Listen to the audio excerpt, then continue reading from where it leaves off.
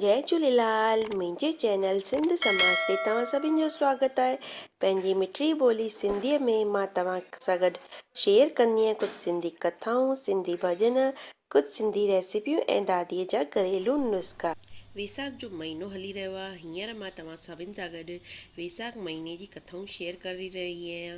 लेकिन अगरि तव्हां चैनल ते पहिरियों बार पिया अचो त चैनल खे सब्सक्राइब कयो, जंहिंसां कि तव्हांखे मुंहिंजे हर सिंधी वीडियो जो नोटिफिकेशन सभिनि खां पहिरीं मिलंदव। त हलो त पाण कथा शुरू था कयूं। वैसाख मास जी कथा अध्याय 23। व्याघ्र चवणु लॻो त हे महामुनि, भॻवानु विष्णु कहिड़ा आहिनि, उनखे कीअं ॼाणिजे, वैसाख धर्म कीअं आहे जंहिंजो जंहिंसां की करण सां भॻवानु प्रसन्न थींदो। व्याघ्र जी हिन ॻाल्हि ते पुछण ते मुनि चवणु लॻो त हे सर्वशक्तिमान, निर्गुण, निश्चेष्ट, अत्यंत सचिदानंद स्वरूप आहे, संपूर्ण चराचर विश्व जो स्वामी आहे। ऐं मां हिन जा तोखे लक्षण ॿुधाए थो, जंहिंजी उत्पत्ति स्थिति संगार आवृत्ति नियम प्रकाश बंद ऐं मोक्ष थींदो आहे। पंडित उन ब्रह्म खे विष्णु चवंदा आहिनि। ब्रह्मादिक देवता उन जे आश्रित आहिनि। इन कथा खे ॿुधण करे व्याघ्र चवणु लॻो त हे ऋषि, प्राण सर्वेष्ठ छो मञिया विया आहिनि, इहा ॻाल्हि मूंखे सम्झ में नथी अचे।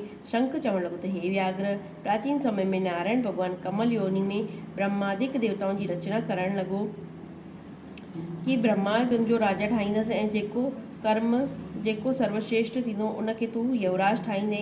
जॾहिं देवताउनि जी ॻाल्हि ॿुधी त पंहिंजे पाण में युवराज ठहण लाइ सभु विवाद करणु लॻा ऐं कुझु निर्णय न थियो त भॻवान वटि विया ऐं चवणु लॻा त भॻवानु, असां मां त केरु सर्वश्रेष्ठ कोन आहे, इन करे तव्हां निर्णय करियो। भॻवानु खिली करे चयो त मुंहिंजे विराट रूप में जेको शरीर निकिरंदो ऐं जंहिंजो शरीर किरी पवंदो, उहो प्रवेश करण लाइ वापसि खड़ो थींदो, उहो ई श्रेष्ठ थींदो।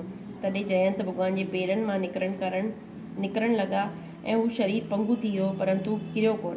इन तरह घुरेंद्र मां दक्ष जे निकिरणु लॻो ऐं हस्तहीन चवारणु लॻो। नेत्रनि मां सूर्य निकिरणु लॻो त नेत्रहीन, ऐं नकनि मां अश्विनी कुमार जे निकिरण ते नासिका रही। कननि मां दिशाऊं निकिरणु लॻियूं, जंहिंसां कि हू बहिरो थी वियो। जीभा सां वरुण निकिरणु लॻो, जंहिंसां कि अक्षरस ऐं मन मां चैतन्य करण वारो रुद्र जे निकिरण ते जड़ चवारणु लॻो। परंतु देह किरी कान, परंतु पूर्ववत सभु कम थींदा रहिया। मगर प्राणनि जे निकिरण ते देह किरी पई ऐं हुनखे मृत चवणु लॻा। तॾहिं सभु देवताऊं आपस में चवणु लॻा त असां मां त हिन देह खे खणण वारो केरु समर्थ कोन्हे। हाणे सर्वश्रेष्ठ ऐं अहिड़ो युवराज हुजे जेको प्रथम जयंत जे पेरनि में प्रवेश करे त पंगुहीन थी करे हटी वञे, परंतु शरीर उथियो कोन।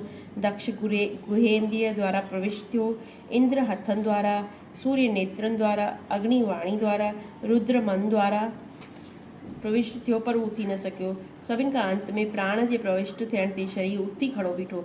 इन कारण प्राण सर्वश्रेष्ठ युवराज ठहियो। तॾहिं प्राणनि जे सम्मान लाइ सभु सामवेद जो गान करणु लॻा। इन कारण स्थावर ऐं जंगम आत्मा जी सृष्टि प्राणात्मक आहे ऐं प्राण ई जगतपति आहे। प्राण बिना जगत कुझु बि कोन्हे। हिते असांजी वैसाख मास जी कथा जो अध्याय 23 समाप्त थियो। वरी मिलंदासीं वैसाख मास जी हिकु नई कथा सां गॾु। तेसि ताईं सभिनी सिंधियुनि भेनरुनि ऐं भाउरनि खे जय झूलेलाल, जय श्री कृष्ण।